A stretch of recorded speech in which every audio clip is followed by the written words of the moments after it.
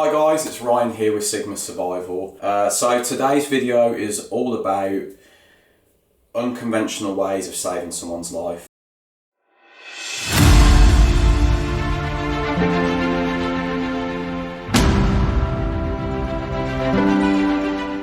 If it's a bit echoey, I do apologise. I'm moving all of the stuff out. I'm moving house because I'm soon moving to Portugal, where I'm going to be living more of an off-grid lifestyle with my partner. So yeah, if it's a bit echoey, that's why. Today we're going to be talking about saving someone's life with unconventional methods that maybe aren't standard practice, that maybe you wouldn't really or you won't have seen in the civilian sector. And one of the methods in particular is actually something that I've adopted personally. I'm going to be practicing on a grappling dummy. I use this dummy for first aid training and for martial arts training, tactical training, all that sort of stuff. So we're going to be looking at some different types of methods today. Some of them are a little bit aggressive, but you know that the reason being is that, you know, we're in a remote and austere environment. This is what we need to switch on in our minds, that this isn't, you know, an ambulance is 10 minutes away max and the person can go to a trauma centre and get fixed up. This is, we need to save this person's life. It's me and them, you know, and I need to act fast and I need to do something to stop this bleeding, or to open this airway, or to get the heart restarted. Whatever it is, guys, you know, this is what we're going to focus on today. So some of the methods might, like I said, might be a little bit controversial. You've got to put it into the perspective of survival, okay? You're out walking with your spouse, one of you is severely injured, doing the standard sort of first aid protocols. A lot of the time this takes up two working hands, or it takes a lot of focus on just that one thing, okay? So let's say there's blood gushing out of your leg and they're also, you know, their airway's closing off because they're unconscious. What do you focus on? Do you focus on the bleed to stop the bleeding, or do you open the airway and let it bleed out a bit more? You know, so these are the sort of things that we're going to be addressing today. There's going to be a wide range of different things, and I'm probably going to get some stick for some of these, but you know, I do think that these techniques have a place in remote and austere medicine. So hear me out, and then, you know, if you want to criticise thereafter, just keep it constructive if you have got something to say. So we're going to be going over 5 different methods, and we're going to look at CPR because everybody knows CPR. Utilising a type of tourniquet that is not standard practice, it's my own personal practice. How to stop bleeding. We're going to look at another way of stopping bleeding that was adopted in the Afghanistan war. We're going to be looking at a way of rehydrating someone when IVs are not available. We're going to be looking at a type of method to get somebody out of dodge quickly. Anyway, let's get straight into it. Let's look at the first method, which is CPR. Okay guys, so this is a grappling dummy. This is what we're going to be using today. I'm just going to hold the arms down so you can see me. The arms will stick up like this. I can't do anything about that really because it's just the way it is. This is designed to be thrown and to be choked and arm locked and all kinds of things for martial arts training. I highly recommend getting one of these if you can, because not only can you practice some really good self-defense techniques and some martial arts techniques, you can also practice first aid techniques, tourniqueting the limbs, applying pressure. You know, you can practice cutting clothing off if that's something that, you know, you want to practice. You can practice CPR very well on this. So there's a lot of different things that you can do with this.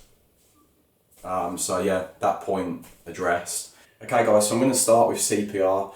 So CPR, in my opinion, you know, with 2 hands, the generic sort of way of doing it, it takes up a lot of resources. My hands are my resources, okay?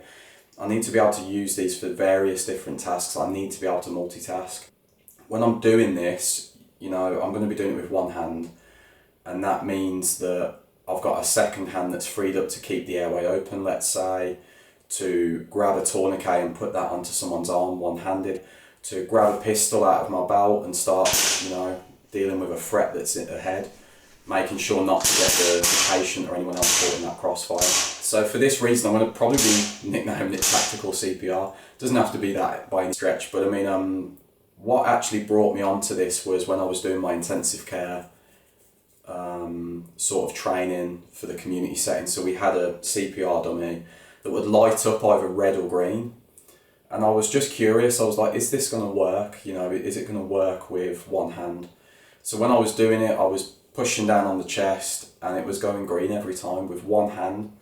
And I just thought to myself, like, this definitely has a place, but yet no one's using it. Another perk of doing this is that you can sort of keep the head nicely secure with the knees, so you can pinch your knees together, and you know, you can utilize one-handed CPR whilst you're keeping the C-spine a little bit, you know, more stable, or keeping the airway open in the head tilt, chin lift, sort of sniffing the morning air position, as it's called.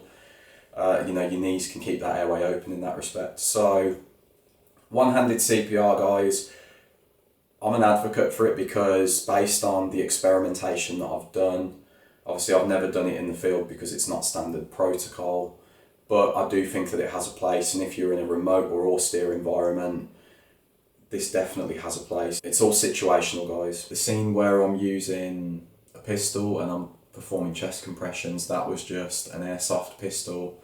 There was no magazine in there, no ball bearings or pellets at all. It's just a CO2 pistol, and yeah, it was a safe line of sight. There was no target, there was a safe backdrop. So yeah, nothing to worry about there, guys. I wasn't just shooting a pistol indoors, I was just doing it for demonstration purposes to show, you know, how it would work. Just in case it alarmed anybody. The next thing is bleeding control. So bleeding control is super important. We want to conserve every drop of blood, okay? In a survival type situation or when help isn't coming for a while, we need to stop that bleeding.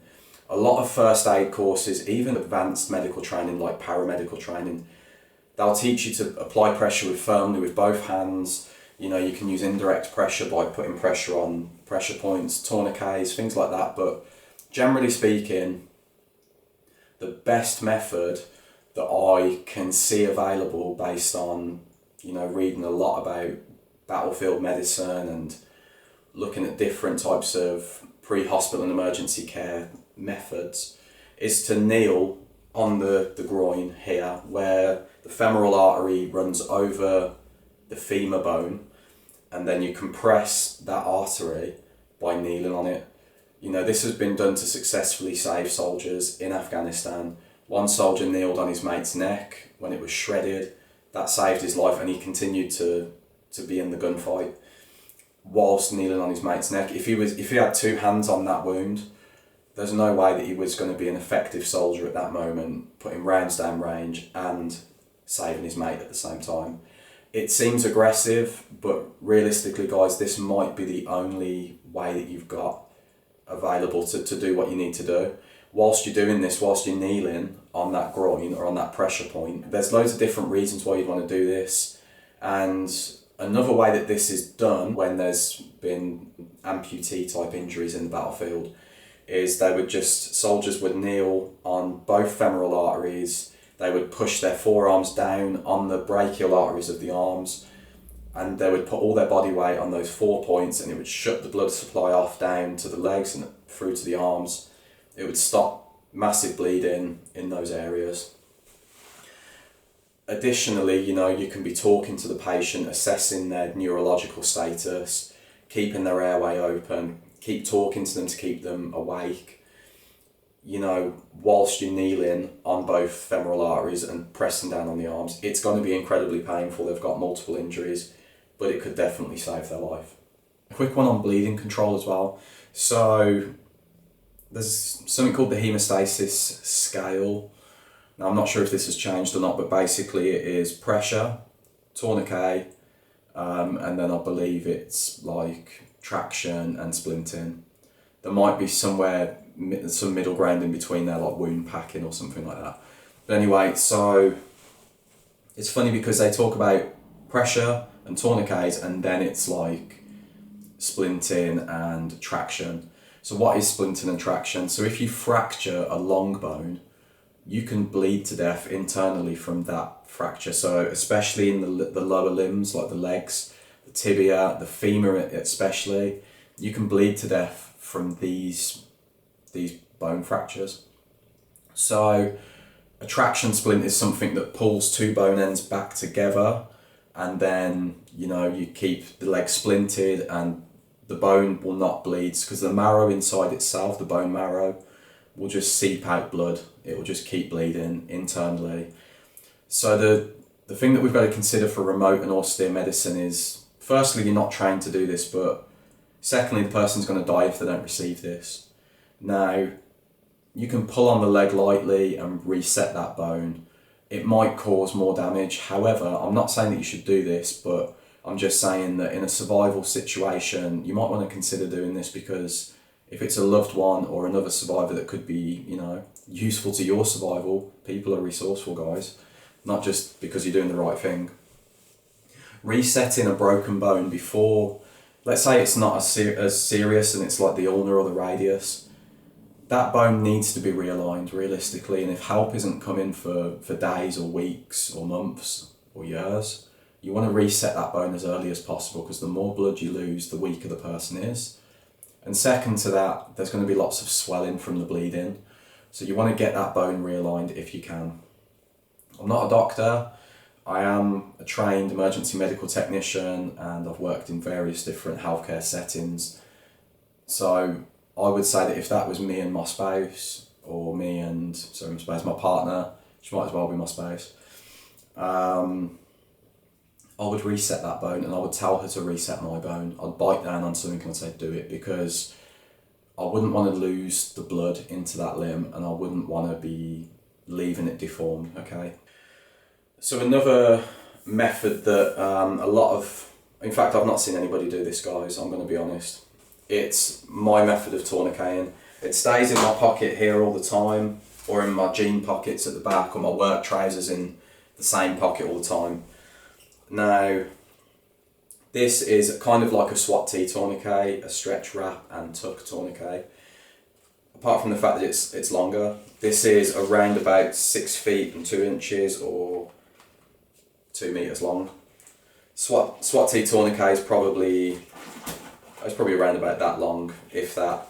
So it's a percentage of the length of this. This right here, guys, will tourniquet legs, arms. It will be used as a pressure dressing. Because of the material that it is, it will keep moisture in and it won't stick to burns, so you can put it over a burn. Then you could wrap a conventional dressing over the top of that for insulation. You can use this as a chest seal. You can bandage around the whole chest with it. You can use it as an arm sling. You can apply splints with it. You can even, I dare say, you can use it as a pelvic binder, because the pressure that it puts on the greater trochanters is sufficient to pull the pelvic bone back together and minimise bleeding. This is just a multi-tool, guys. I mean, I've even experimented with wrapping a blanket or a jacket around my neck, and then just keeping it in place with this, and that could be used as a makeshift C-collar. So this is a medical multi-tool.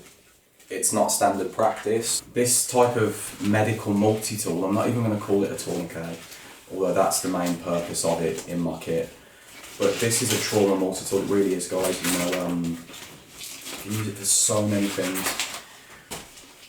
You've got to get one. I mean, they're not expensive. This is a TheraBand, the 2 meter one. I've seen them on Amazon here in the UK, and they're like 15 UK pounds for about 5 meters. Literally, guys, you could break this down into 1 meter strips if you just want it for tourniqueting. Then it's going to be really slimline in your pocket. I would recommend, however, cutting that 5 meter strip into 2 meters, and 1 meter. So you've got 2 medical multi-tools and a tourniquet. Give one to your family, give one to your friends who you care about, because this could save their lives. Show them how to use it. Show them my video that's coming up on how to use it as well. That goes into a lot of detail on how this can be used. But yeah, generally speaking, guys, this is something that I would not want to be without. And it's not standard operating procedures or practice to use this bit of kit in the civilian world. I've not even seen it in the military world. However, for survival and austere medicine, using this sort of flat elasticated band, it's going to be a lot less weight than carrying a full trauma pack. So I mean, I do carry a trauma pack sometimes. I have for my work. It's a big bulky backpack. It's got loads of different bits of kit in it. But what's the point when I can carry something in my pocket that can be a burn dressing, a chest seal, tourniquet, a pressure dressing, compression bandage for muscular injuries, a sling, a splint application tool. Guys, the list goes on and on. A pelvic binder, a C-collar when you've got a jacket that goes with it. There's so many things this tool can be used for. Why wouldn't you carry it? Like 9 times out of 10, you are not going to have multiple traumatic pathologies unless you're in a serious incident. You're going to probably cut yourself, while you're doing some kind of DIY task.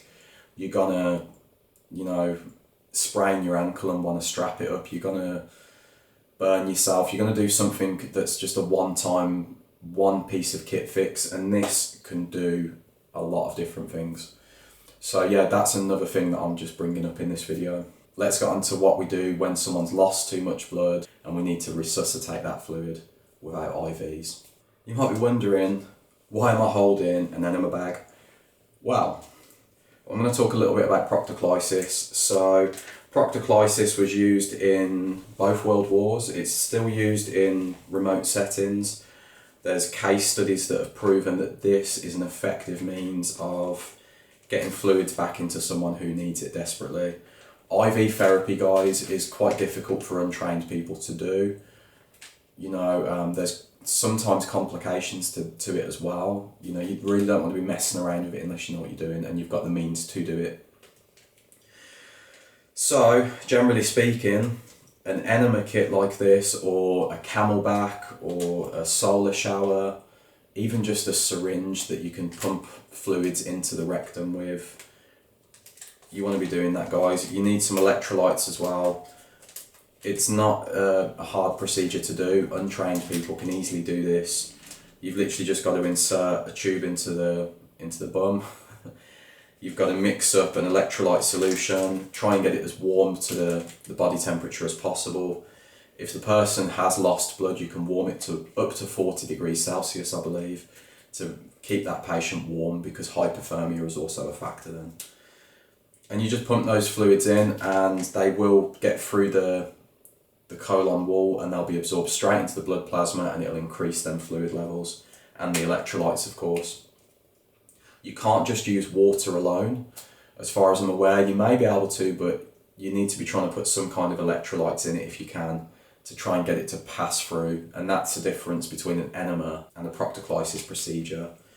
So this is a lifesaver, guys, especially for those that don't know how to do IVs and or those even that do know how to do it but don't have the means to do it on hand.